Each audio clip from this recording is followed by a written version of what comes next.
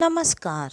मैं स्नेहा, आपकी होस्ट, एक बार फिर से आप सबका स्वागत करती हूँ आपके अपने चैनल डर का घर में। आज जो कहानी मैं आप सबके लिए लेकर आई हूँ वो कहानी थोड़ी सी ज़्यादा लंबी हो सकती है, क्योंकि वो कहानी किसी के सच्ची ज़िंदगी से जुड़ी हुई है। किसी ने अपने ज़िंदगी में ये सारी मुसीबतों का सामना किया है और इस कहानी में मुझे खास करके ये बताया गया है कि मैं जगह का नाम और सारे पात्रों का नाम सही ना लूं। इस वजह से मैं उस शहर का, छोटे से शहर का नाम आपके सामने बिल्कुल नहीं लेने वाली हूँ। ये कहानी है करीब 80s की, मतलब जब 1980 का दौर चल रहा था और उस वक्त पर ये परिवार काफ़ी खुशहाल परिवार था। इस परिवार में माता पिता और उनकी 3 बेटियां थीं। माता पिता ने कभी भी अपनी बेटी और बेटे में फ़र्क नहीं किया। उनके हिसाब से उनके पास बेटा तो नहीं था, लेकिन उनकी ये 3 बेटियां ही उनके लिए सब कुछ थीं, उनकी पूरी दुनिया थी। पिता भी अपनी बेटियों से बहुत बहुत ज़्यादा प्यार करते थे, जबकि आप ये बात बहुत अच्छे से जानते हैं, उस वक्त पर ज़्यादातर बेटियों को फ्रीडम नहीं मिला करती थी। और ये बात एक बहुत छोटे शहर की है, तो ऐसी जगहों पर बेटियों को फ्रीडम देना, ये बात काफ़ी मुश्किल थी। मैंने तो आज तक ऐसा कभी नहीं सुना। अगर आप सब ने ऐसी कोई बात सुनी है या अगर आप जानते हैं तो मुझे कमेंट के माध्यम से ज़रूर बताइएगा। चलिए अब पूरी तरह से आपका इस परिवार से परिचय करवाऊं।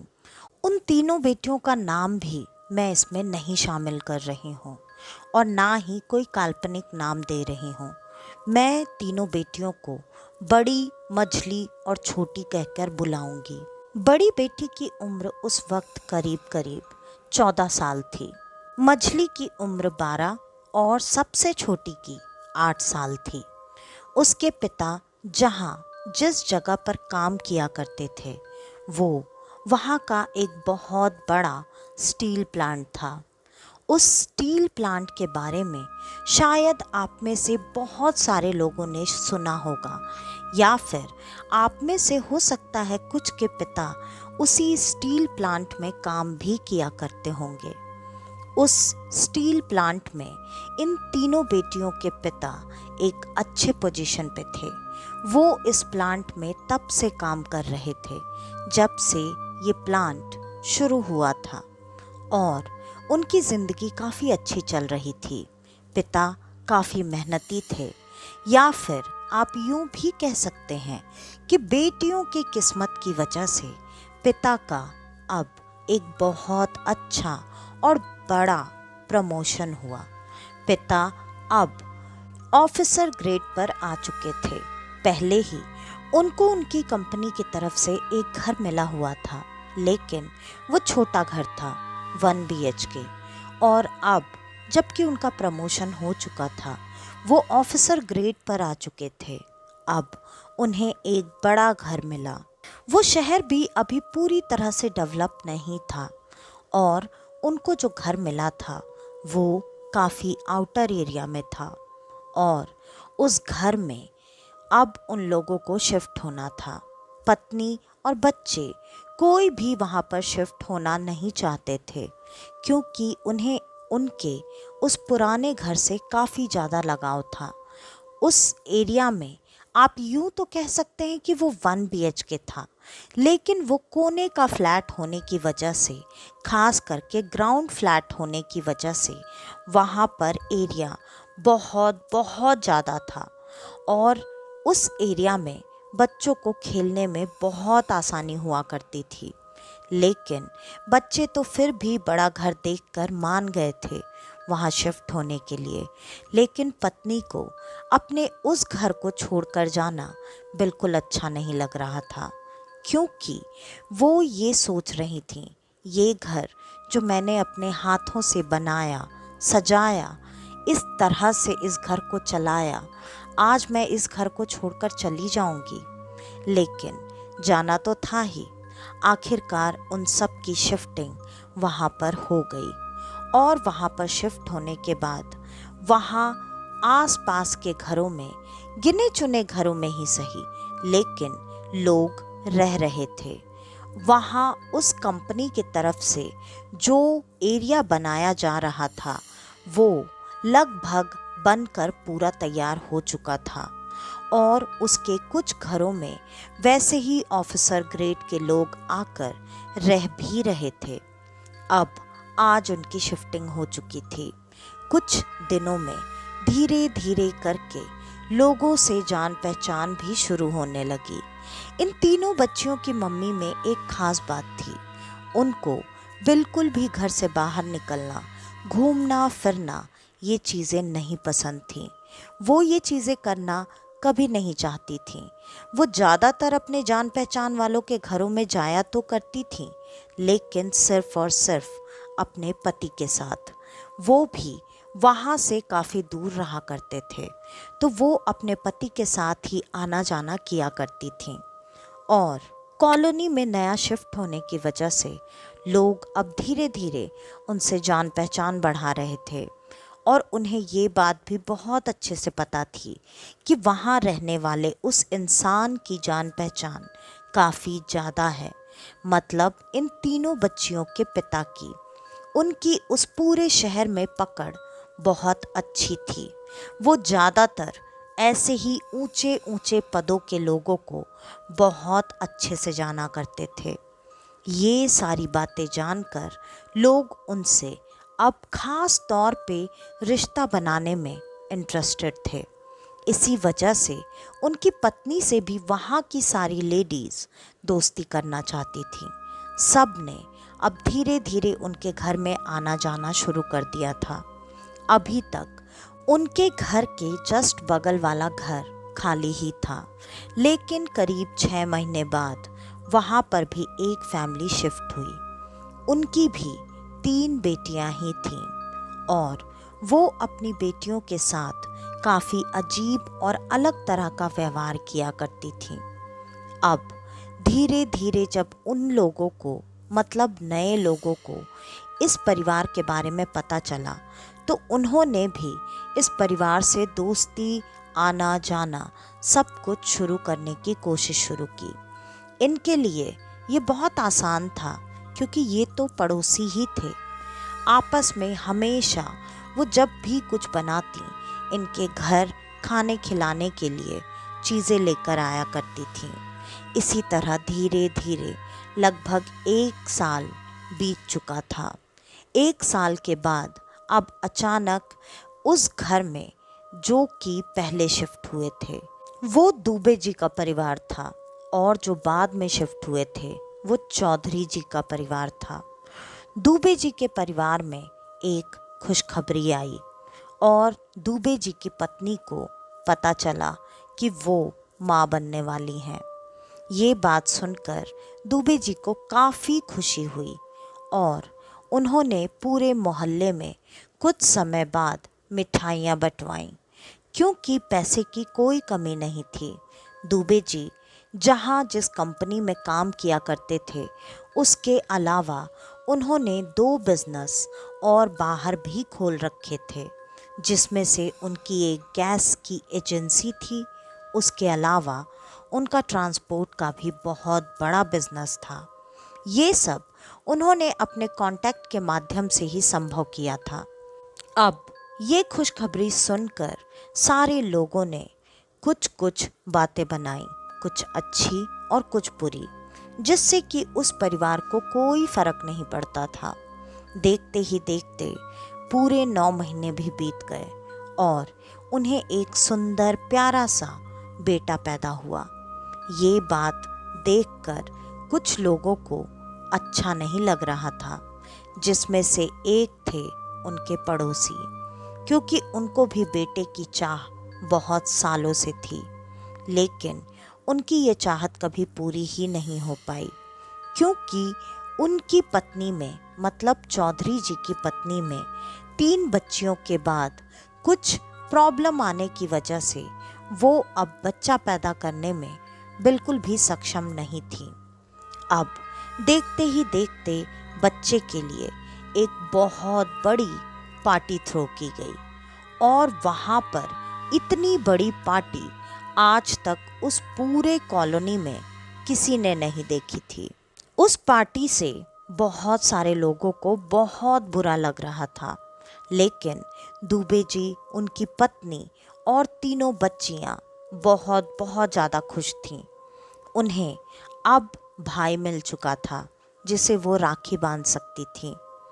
अब ऐसे ही देखते देखते लगभग 1 साल बीत चुका था। इस पूरे 1 साल में बगल की जो चौधरी जी की पत्नी थी, उन्होंने इस घर में आना जाना और ज़्यादा बढ़ा दिया था, ये कहकर कि वो दुबे जी की पत्नी की सहायता कर रही हैं। उनके पास घर का कोई बुजुर्ग नहीं है, जिसके वजह से वो उनकी बच्चियों का ख्याल रखना, थोड़ा बहुत बच्चे को संभालने में मदद करना, इन चीज़ों में उनका हाथ बटा रही हैं। जबकि दुबे जी के घर में इस चीज़ की कोई ज़रूरत नहीं थी। दुबे जी ने तो अपने घर में अलग से एक दाई लगवा रखी थी।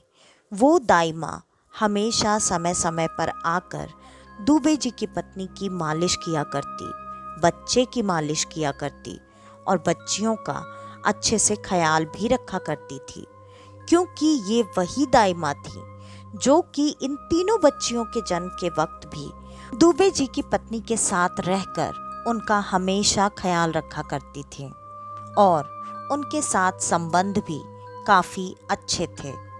लेकिन अब अगर कोई खुद से घर में इस तरह से आना जाना और अपनापन जताना कर रहा हो तो उसे मना करना, रोकना काफ़ी रूड लगता है। और इस परिवार में ऐसा कोई नहीं था जो कि इन चीज़ों से कोई ऑब्जेक्शन उठाता। इस छोटे नन्हे मुन्ने बच्चे के पैदा होने के कुछ ही समय बाद उन तीनों बच्चियों की माँ ने, मतलब दुबे जी की पत्नी ने, बहुत अच्छे से रिकवर कर लिया और वो अपने सारे बच्चों का वैसे ही ख्याल रखने लगी जैसे कि वो पहले रखा करती थी। उनके लिए बच्चे संभालना कोई बड़ी बात नहीं थी। वो एक बहुत ही कुशल गृहिणी और माँ दोनों थीं। अब देखते ही देखते 5 साल बीत चुके थे और इस 5 सालों में उस छोटे बच्चे का नाम हम छोटू रखते हैं। छोटू सबसे काफ़ी घुल मिल चुका था। वो हमेशा कॉलोनी में सबके घर में आता जाता, लेकिन ख़ास तौर पे वो अपनी पड़ोसन के घर पर बहुत ज़्यादा वक्त बिताया करता था। ये दुबे जी का परिवार था, मतलब एक ब्राह्मण परिवार। ब्राह्मण परिवार में नॉनवेज, मांस, मच्छी ये चीज़ें नहीं चलती। उनके घर में ये चीज़ें कोई नहीं खाता था। यहाँ तक कि उनके घर में प्याज लहसुन तक नहीं बना करता था। लेकिन उस परिवार में, मतलब पड़ोस में चौधरी जी के यहाँ रहते रहते अब छोटू को वो लोग पूरी तरह से बदलने की कोशिश कर रहे थे। उनके यहाँ मांस मच्छी बहुत ज़्यादा चलता था और चौधरी जी अक्सर छोटू को मांस मच्छी खाने के लिए उकसाया करते थे। आज लगभग छोटू 7 साल का हो चुका था और पूरे 7 सालों में उसे पता नहीं कितनी बार इन चीज़ों के लिए उकसाया गया था। आखिरकार आज छोटू ने मांस मच्छी खा ही ली और मांस मच्छी खाकर वो जब घर पर आया, उसने किसी को नहीं बताया कि वो ऐसा कुछ करके आया है। शाम होते होते छोटू की तबीयत काफ़ी खराब हो गई। छोटू लगातार उल्टियाँ करने लगा। माता पिता दोनों काफ़ी चिंतित हो गए और वो तुरंत छोटू को लेकर हॉस्पिटल पहुँचे। वहाँ पर पहुँचने के बाद अब छोटू को जब डॉक्टर्स ने चेक किया, उन्होंने कहा इस छोटे बच्चे ने कुछ ऐसी चीज़ खाई है जो कि शायद इसने आज से पहले कभी नहीं खाई, और तो और शायद इसके डीएनए में ये चीज़ खाना संभव नहीं था और इसने ज़बरदस्ती ये चीज़ खाई, जिसकी वजह से इसने उल्टियाँ की। ये बात छोटू वहीं लेटे लेटे सुन रहा था। अब ये बात सुनकर माँ ने तुरंत छोटू से सवाल किया। छोटू ने भी अब कुछ नहीं छुपाया। उसने ये तुरंत बता दिया कि बगल वाले चौधरी अंकल ने आज उसे मछली खिलाई थी। और ये बात सुनकर माता पिता दोनों को काफ़ी अजीब लगा। पिता तो अपने बच्चे पर गुस्सा भी करने लगे कि ये तुम क्या कर रहे हो, हमारे परिवार में ये चीज़ें नहीं चलती हैं, तुमने ऐसा कैसे कर दिया, अपना धर्म भ्रष्ट कर लिया तुमने।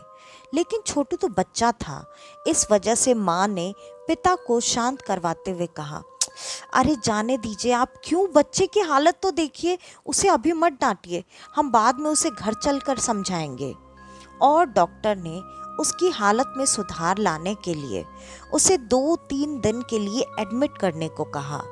माता पिता ने भी मना नहीं किया। बच्चे को एडमिट कर दिया गया। छोटू को 2-3 दिन तक वैसे ही लगातार उल्टियाँ होती रहीं। लगा जैसे उसके ऊपर दवाइयों का कोई असर ही नहीं हो रहा है। और 2 दिन के बाद अचानक डॉक्टर को ये पता चला कि छोटू को जॉन्डिस हो गया है। जॉन्डिस होने की वजह से छोटू लगभग 20 दिनों तक वैसे ही हॉस्पिटल में एडमिट रहा। बहुत कमज़ोर हो चुका था वो।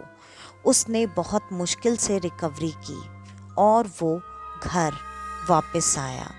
जब वो घर वापस आया तब उसकी तीनों बहनें पलके बिछाकर छोटू का इंतज़ार कर रही थीं। और छोटू ने जैसे ही अपनी बहनों को देखा, दौड़कर वो उन तीनों के गले लग गया। लेकिन छोटू पहले से ही काफ़ी दुबला पतला था और इन 15-20 दिनों की बीमारी के बाद छोटू की हालत और ज़्यादा ख़राब हो गई थी। वो और ज़्यादा दुबला और कमज़ोर दिख रहा था। बहनों को ये चीज़ बिल्कुल अच्छी नहीं लगी। अब तक उन्हें ये बात पता चल चुकी थी कि छोटू ने ऐसी क्या गलती की थी जिसके वजह से वो ऐसे बीमार पड़ा। लेकिन बहनों ने अभी छोटू से कुछ भी कहना सही नहीं समझा और वो सब वापस अपने नॉर्मल लाइफ को जीने लगे। लेकिन 1 महीना बीतते ही छोटू की तबीयत वापस से खराब हो गई और इस बार छोटू को टाइफाइड हो गया। छोटू की हालत फिर से इतनी ज़्यादा खराब हो गई थी कि माता पिता को तो कुछ समझ में ही नहीं आ रहा था कि छोटू के साथ आखिर हो क्या रहा है। छोटू ऐसे बार बार बीमार क्यों पड़ जा रहा है। और फिर डॉक्टर ने बच्चे के बीमार होने का रीज़न एक ही बताया कि वो ऑलरेडी बहुत कमज़ोर था और एक लंबी बीमारी से निकलने के बाद वो और कमज़ोर हो गया, जिसके वजह से दूसरी बीमारी ने तुरंत ही उसके शरीर में घर बना लिया। इसके बाद छोटू फिर से लगभग 1 महीने तक हॉस्पिटलाइज रहा। फिर वो वापस घर आया। उसके वापस से घर आने के बाद अब माता पिता को उसकी बहुत ज़्यादा चिंता हो रही थी। माता पिता ने उसका खास ख्याल रखना शुरू कर दिया और तीनों बहनों को भी ये बता दिया कि अब तुम सबको छोटू का खास ख्याल रखना पड़ेगा। बहनें बिल्कुल वही कर रही थीं। मुश्किल से 15 दिन ही बीते होंगे कि छोटू बार बार वहाँ अपने पड़ोसी चौधरी जी के यहाँ सबको बिना बताए पहुँच जाया करता था और हमेशा अब वो मांस मछली छोड़कर कुछ अलग अलग चीज़ें लेकिन खाकर आया करता था। ये सारी बातें हमेशा घर वालों को वो नहीं बताता था। लेकिन आज जब छोटू पड़ोस से कुछ खाकर घर में वापस आया तब छोटू का मुंह लगभग चल ही रहा था। ये बात मझली बहन ने देख ली और उसने तुरंत छोटू को पकड़कर उसे मुंह खोलने को कहा। छोटू मुंह खोलने से साफ साफ इनकार कर रहा था। उसने अपनी बहन को धक्का दिया और वो अंदर अपने कमरे में चला गया। तब तक उसके मुंह में जो भी चीज़ थी उसने खाकर खत्म कर दी थी। मछली बहन फिर से भागकर अंदर पहुंची और उसने छोटू को वापस से मुंह खोलने के लिए कहा, लेकिन छोटू ने अब मुंह खोलकर दिखा दिया। छोटू के मुंह में अब कुछ भी नहीं था, लेकिन मछली बहन को ये बात बहुत अच्छे से पता थी कि वो पड़ोस से कुछ न कुछ खाकर तो ज़रूर आया है। और फिर उसने ये बात जाकर अपनी माँ को बताई। उसने कहा, मम्मी मम्मी, मैंने अभी देखा, छोटू ना चौधरी अंकल के घर गया था और वहाँ से कुछ तो खा के आया वो। मैंने उससे बोला कि मुझे दिखाओ तुम क्या खा रहे हो, तो उसने मुझे धक्का दे दिया और अब वो मुंह खोलकर दिखा रहा है जब उसने मुंह के अंदर की चीज़ पूरी खा ली है। ये बात सुनकर माँ को कुछ भी अलग या अजीब नहीं लगा, क्योंकि वो पड़ोसी तो ऐसे थे जो कि हमेशा कुछ न कुछ खाने पीने की चीज़ें बनाकर इनके घर में देकर ही जाया करते थे और ऐसा ही ये लोग भी किया करते थे। तो इसमें अलग और अजीब क्या था? माँ ने अपनी बेटी को समझा दिया।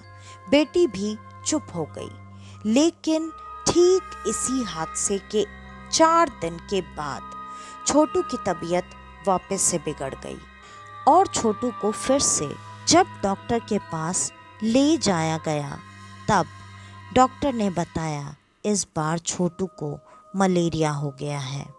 और ये बात सुनकर माता पिता के पैरों के नीचे से तो जैसे ज़मीन ही निकल चुकी थी। क्या हो रहा था उनके छोटू के साथ? क्यों वो बार बार ऐसे और इतना बीमार पड़ रहा था? इस बार बच्चियों के एग्ज़ाम्स की डेट चल रही थी। अब दुबे जी की पत्नी को सहायता की बहुत ज़्यादा ज़रूरत थी। इस वजह से उन्होंने अपनी बहन को अपने पास अपनी मदद के लिए बुला लिया। बहन भी खुशी खुशी वहाँ बच्चों का ख्याल रखने के लिए आ चुकी थी, जिसमें से बारी बारी किसी दिन मौसी जाती तो किसी दिन माँ, और जब एक हॉस्पिटल में रहता तो एक बच्चों के साथ। ऐसे ही धीरे धीरे करके लगभग 1 महीना निकल चुका था और अब छोटू घर वापस आ चुका था। लेकिन मौसी अभी भी नहीं गई। उन्होंने कहा, दीदी मुझे कुछ तो ठीक नहीं लग रहा है, यहाँ कुछ तो गड़बड़ है। आप जब से यहाँ पर आए हो मुझे पता नहीं क्यों ऐसा लग रहा है कि यहाँ कुछ ऐसा है जो कि आप लोगों के लिए बिल्कुल अच्छा नहीं है। बार बार छोटू के जन्म के बाद से कुछ ना कुछ चीज़ें लगी हुई हैं और अब जब से छोटू बीमार होने लगा है वो इतना बीमार हो रहा है कि बार बार उसे हॉस्पिटलाइज करवाना पड़ रहा है, वो भी इतनी जल्दी जल्दी। ऐसा कैसे हो सकता है? वही खाना आप अपनी बेटियों को भी खिलाते हो, वैसे ही उनका भी ख्याल रखते हो। बेटियां तो ठीक हैं, लेकिन छोटू के साथ ऐसा क्यों हो रहा है? इस पर तुरंत ही मछली बहन ने चिल्लाकर अपनी मौसी को काफ़ी एक्साइटमेंट के साथ बताना शुरू कर दिया। मौसी, आपको पता है छोटू ने पहली बार उन चौधरी अंकल के घर पर नॉनवेज खाया जिसके वजह से वो बीमार हुआ। दूसरी बार का तो मुझे पता नहीं, लेकिन तीसरी बार मैंने खुद अपनी आंखों से देखा। मैंने मम्मी को भी बताया, लेकिन मम्मी ने मेरी बात ही नहीं सुनी। वो फिर से चौधरी अंकल के घर से कुछ खाकर आया था और हम तीनों तो चौधरी अंकल के घर न जाते हैं न उनके घर का कुछ खाते हैं। ये बात सुनते ही मौसी के दिमाग में अब ये बात तुरंत ही क्लिक कर गई और उन्होंने तुरंत ही जान पहचान के पंडित जी को घर पर बुला लिया। पंडित जी ने सारी चीज़ें देखी, लेकिन ऐसा कुछ भी उन्हें गलत या गड़बड़ महसूस नहीं हुआ और पंडित जी नॉर्मल ग्रह शांति की पूजा करवाकर वहाँ से चले गए थे। इसके कुछ दिनों बाद, मतलब लगभग 1 महीने बाद, मौसी घर वापस चली गई और इस बार दुबे जी की तबीयत अचानक से बिगड़ गई। दुबे जी की हालत इतनी ज़्यादा खराब हो गई, जबकि दुबे जी काफ़ी स्वस्थ आदमी थे। वो रोज़ व्यायाम भी किया करते थे। वो अपनी सेहत का खास तौर पे ख्याल रखा करते थे, क्योंकि वो एक वक्त पर कुश्ती पहलवानी कर चुके थे और उनकी इस तरह से तबीयत खराब होने की वजह से अब दुबे जी की पत्नी को काफ़ी घबराहट होने लगी। उनका इलाज घर पर ही करवाया गया। 15 दिन में वो ठीक हो गए और उनके ठीक होने के बाद उन्होंने तुरंत वापस अपना काम ज्वाइन कर लिया, क्योंकि उनके इतने दिन तक घर पर पड़े रहने की वजह से उनका बिजनेस, उनका काम सब जैसे रुका हुआ था। और 1 हफ्ता ऐसे ही निकल चुका था। दुबे जी वैसे तो हमेशा वक्त पर घर लौट आया करते थे, लेकिन आज रात के 8 बज चुके थे, लेकिन दुबे जी अभी तक घर पर लौटकर नहीं आए थे। दुबे जी की पत्नी को काफ़ी चिंता हो रही थी। उन्होंने अपने जानने वालों को जाकर देखने के लिए कहा। ये बात जिस समय की है, उस समय मोबाइल फ़ोन का इतना ज़्यादा चलन नहीं था और लैंडलाइन भी बहुत गिने चुने घर में ही हुआ करते थे। शायद इसलिए भी क्योंकि वो काफ़ी छोटा शहर था।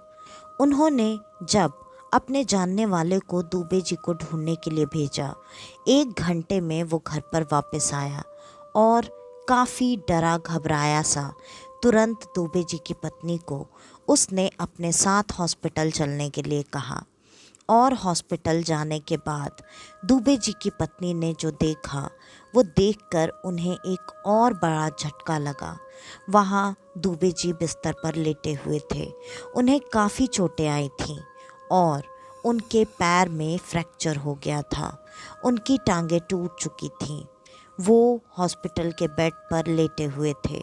उनकी ऐसी हालत देखकर उनकी पत्नी वहीं तुरंत रोने लगी और उसको ऐसा रोता घबराता देखकर उस इंसान ने दुबे जी की पत्नी को संभालने की कोशिश की और दुबे जी की पत्नी ने जैसे तैसे हिम्मत बांधा। एक बार फिर से उन्होंने अपनी बहन को बुलावा भेजा और बहन बिल्कुल देर ना करते हुए वहाँ अपनी बहन की मदद के लिए आ चुकी थी। अगले दिन से दुबे जी की पत्नी लगातार हॉस्पिटल के चक्कर लगा रही थी और उनकी छोटी बहन घर पर रहकर बच्चों का ख्याल रख रही थी। दुबे जी के पैर का फ्रैक्चर इतना ज़्यादा खतरनाक हुआ था कि वो अब प्लास्टर से जुड़ने वाला नहीं था। उनका ऑपरेशन करने की ज़रूरत थी और ऑपरेशन करके पैर में रॉड डालना पड़ा, जिसकी वजह से दुबे जी को रिकवर करते करते काफ़ी वक्त लग गया।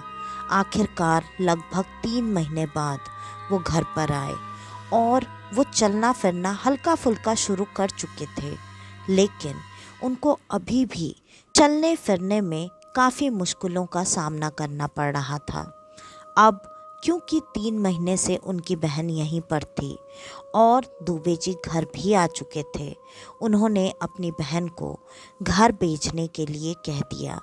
वो घर वापस चली गई और अब धीरे धीरे करके लगभग 1 साल बीत चुका था।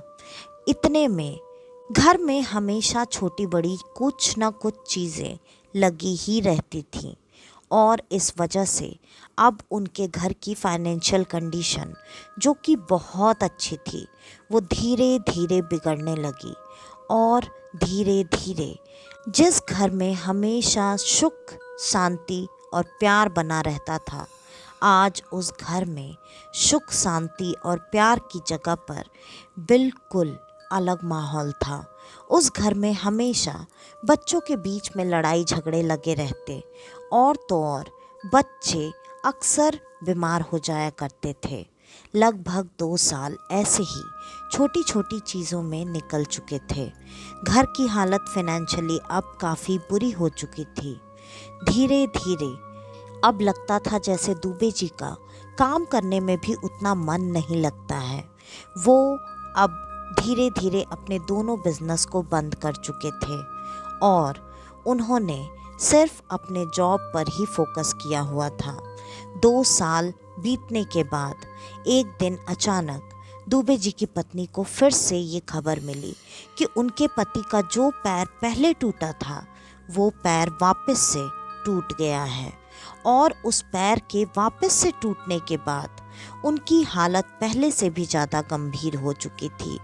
इस बार तो डॉक्टर्स ने ये भी कहा था कि शायद अब आपके पति कभी भी बिना किसी बैसाखी के सहारे के चल ही नहीं पाएंगे। ये बात उनके लिए काफ़ी बड़ा सदमा थी। आखिरकार दुबे जी को फिर से एक बार चलने फिरने की कोशिश करते हुए डॉक्टर्स ने ऑपरेट किया और इस बार दुबे जी अपनी चीज़ों से रिकवर ही नहीं कर पा रहे थे। उनकी हालत दिन ब दिन गिरती जा रही थी और ऐसे लगभग 6 महीने बीत चुके थे। 6 महीने बीतने के बाद उन्होंने अब अपने पति को घर पर लेकर आना ही सही समझा। घर पर वापस लौटकर आने के बाद दुबे जी का स्वभाव अब बहुत चिड़चिड़ा हो चुका था। वो जो कि हर किसी से प्यार से बात किया करते थे, वो अब प्यार से बात करना क्या होता है ये तो भूल ही चुके थे। वो अब इतने ज़्यादा चिड़चिड़े हो चुके थे कि वो जो कि अपने बच्चों पर जान छिड़कते थे, वो अपनी पत्नी को, अपने बच्चों को, हर किसी को गालियां देकर बात किया करते थे और धीरे धीरे उनकी हालत दिन ब दिन बद से बदतर होती चली गई। एक दिन अचानक दुबे जी अपने बिस्तर पर लेटे हुए थे और लेटे ही लेटे उन्होंने चिल्ला चिल्ला कर अपनी पत्नी को बुलाना शुरू किया। पत्नी भागकर जब उनके पास पहुंची तो उन्होंने कहा उन्हें कुछ हो रहा है, उन्हें तुरंत हॉस्पिटल लेकर जाया जाए। और जब हॉस्पिटल लेकर सब लोग पहुंचे तब तक दुबे जी कोमा में जा चुके थे। उनके कोमा में जाने के बाद डॉक्टर्स ने ये बताया कि इनके दूसरे ऑपरेशन के बाद से इंटरनल कुछ प्रॉब्लम होने की वजह से अब इनके शरीर ने खून बनाना पूरी तरह से बंद कर दिया है, जिसकी वजह से अब ये कोमा में चले गए हैं। ये इस कोमा से कभी बाहर आएंगे या नहीं ये भी नहीं पता है। इस बात से तो मानो जैसे दुबे जी की पत्नी की ही जान निकल गई हो, लेकिन वो कर भी क्या सकती थी। उन्होंने दुबे जी का ख्याल रखने के लिए वहाँ पर नर्सों को कह दिया और वो आना जाना किया करती थी, क्योंकि उनके पास ज़्यादा देर तक रुकना अलाउड नहीं था। वो जैसे तैसे अपने घर को मैनेज कर रही थी। जब ये बात फिर से एक बार बच्चों की मौसी को पता चली तब उन्होंने वहाँ जहाँ पर वो खुद रहा करती थी एक तांत्रिक के पास जाकर पता करवाने की कोशिश की कि उनकी बहन के घर में ये क्या हो रहा है, ये क्या चल रहा है। उस तांत्रिक ने तुरंत ही उनकी बहन को मतलब बच्चों की मासी को ये बता दिया कि उनके घर पर लगातार कई सालों से काला जादू किया जा रहा है और जब उस काले जादू का असर इन लोगों की पूजा की वजह से बाकी बच्चों पर नहीं हुआ तब पति को टारगेट बनाया गया और उस पर मारण क्रिया करवाई गई है। उसका बचना अब नामुमकिन है।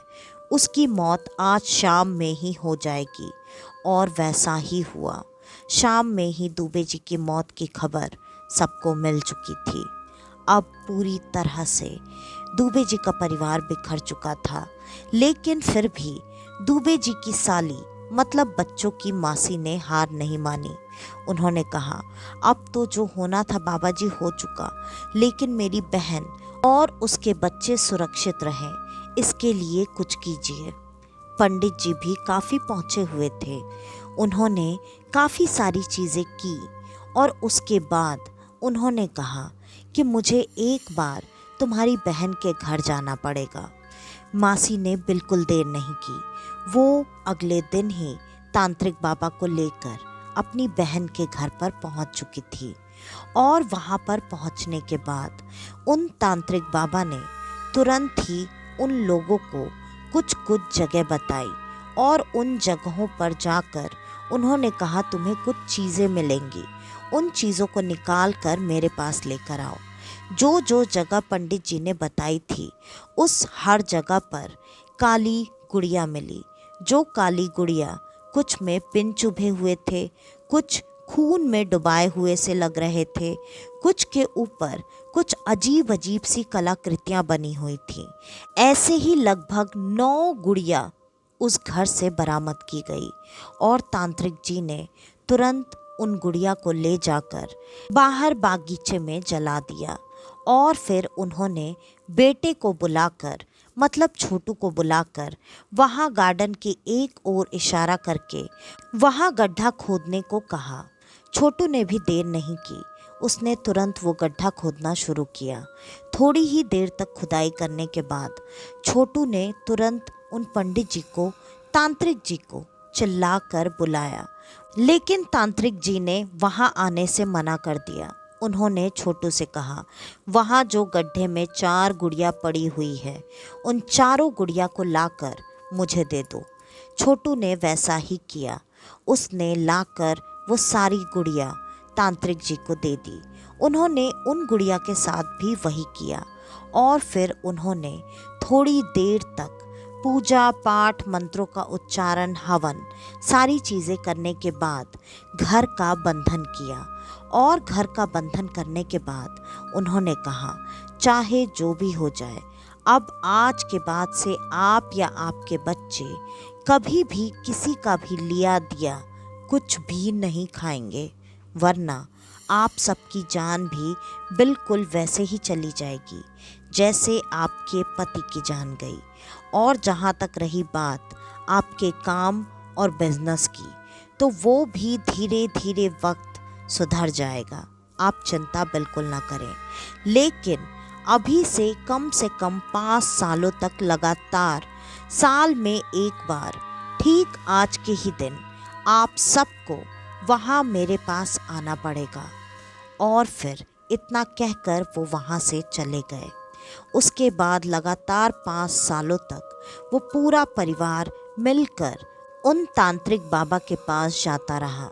धीरे धीरे उनकी सारी चीज़ों में सुधार आने लगा। बच्चों की तबीयत जैसे पहले हमेशा बिगड़ी रहती थी, वो चीज़ें बंद हो गई थी। और उसके अलावा उनके फाइनेंशियल कंडीशन में भी काफ़ी सुधार आने लगा। वैसे भी दुबे जी के मरने के बाद उनके जगह पर उनकी पत्नी को वो नौकरी मिल चुकी थी और उन्होंने भी धीरे धीरे अपनी बंद हुई कंपनीज़ को वापस से चालू किया।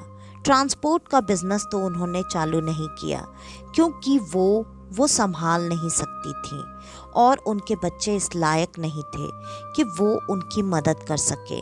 वो काफ़ी छोटे थे, लेकिन उन्होंने अपनी वो गैस एजेंसी दोबारा से शुरू कर ली थी और उनके परिवार में धीरे धीरे चीज़ें बेहतर हो गईं। तो आज की ये कहानी यहीं पर ख़त्म होती है। आपको हमारी आज की ये कहानी कैसी लगी, हमें कमेंट करके ज़रूर बताइएगा। और अगर आपको हमारी ये कहानियाँ पसंद आती हैं तो ज़्यादा से ज़्यादा हमारी इन कहानियों को शेयर करें ताकि मेरी थोड़ी सी मदद हो पाए।